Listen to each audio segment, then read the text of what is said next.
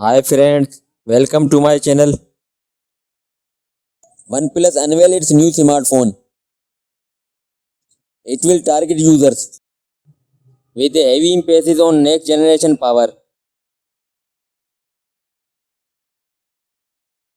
The star of the show is the Snapdragon 8 Elite Gen 5 chipset with powerful octa-core CPU. With base graphics, there will be GPU of Adreno.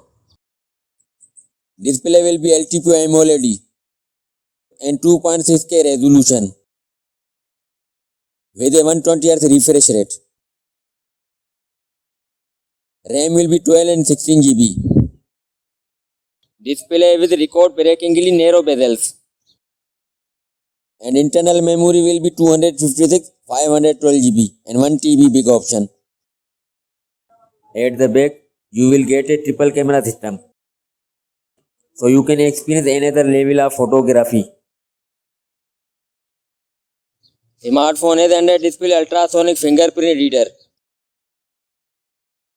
Battery life will be another major win, and it will be packs a big one with fast charging support and with Android 16 operating system. That's all for now. Friends, subscribe my channel for more latest videos. Thanks.